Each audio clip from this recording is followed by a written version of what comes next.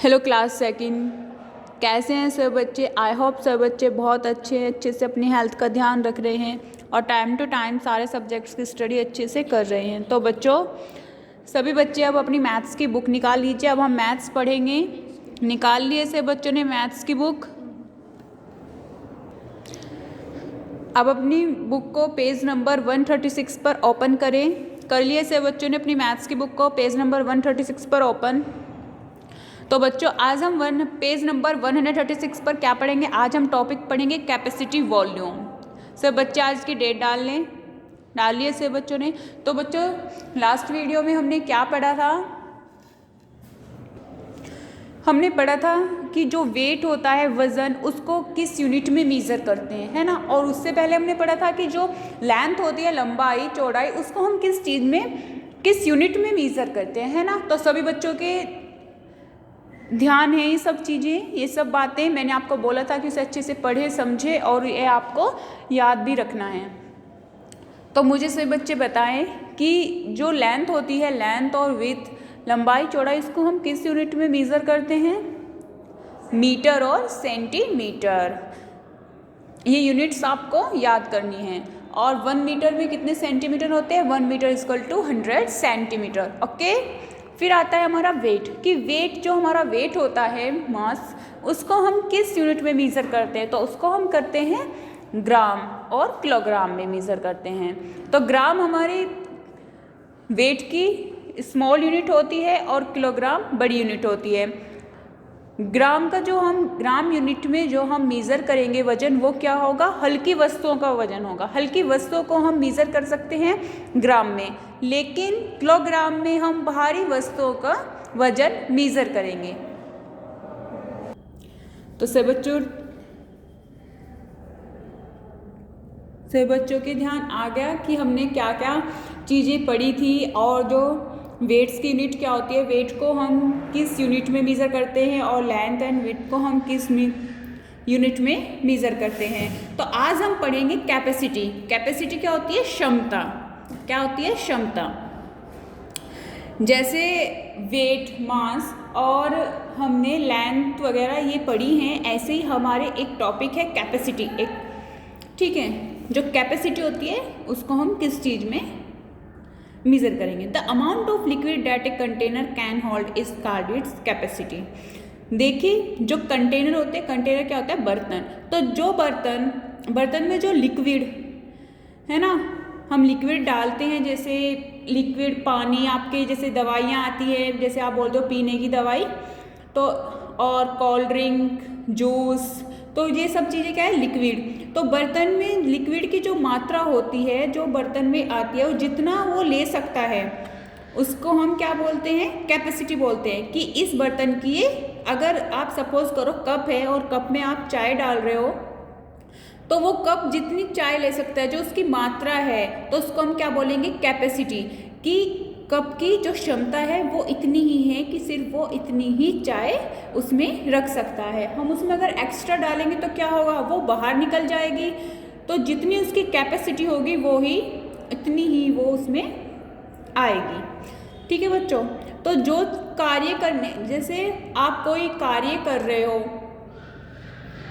तो आप वो कार्य जितने टाइम कर रहे हो या जितना आप कर सकते हो, तो वो आपकी कैपेसिटी के ऊपर डिपेंड करता है कि मेरे में इतनी ही कैपेसिटी है कि मैं 1 घंटा कार्य कर सकती हूँ, 1 घंटा, है ना, पढ़ सकती हूँ। तो ये सब चीज़ें क्या होती है, हमारी कैपेसिटी होती है। ऐसे ही जो बर्तन में लिक्विड की मात्रा होती है, वो जितनी उसमें बर्तन लिक्विड की मात्रा को जितना रख सकता है, उसको क्या बोलते हैं, उसकी कैपेसिटी बोलते हैं। The capacity of A bigger container is more than the capacity of A small container.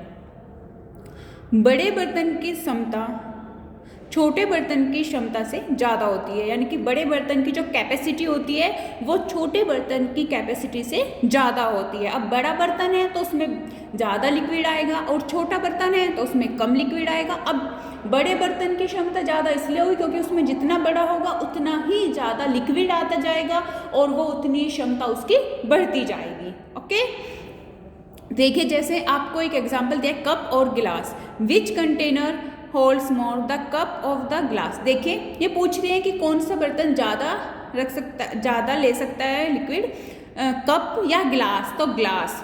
देखिए कप छोटा बर्तन है और ग्लास बड़ा बर्तन है। अब छोटा बर्तन है तो छोटी लिक्विड की छोटी मात्रा आएगी, कम मात्रा आएगी, और जो ग्लास है वो बड़ा बर्तन है, उसमें लिक्विड ज़्यादा मात्रा में आएगा। ओके, फिर है यूनिट्स ऑफ कैपेसिटी, क्षमता की यूनिट्स, कैपेसिटी की यूनिट्स की हम कैपेसिटी को किस यूनिट से मेजर करेंगे वो सब हम पढ़ेंगे। The standard unit of capacity is litre. Capacity की स्टैंडर्ड यूनिट होती है लीटर। क्या होती है? लीटर। जो कैपेसिटी होती है हम उसको लीटर यूनिट में मेजर करते हैं। There are 1000 millilitres is 1 litre, और 1 लीटर में 1000 मिलीलीटर्स होते हैं।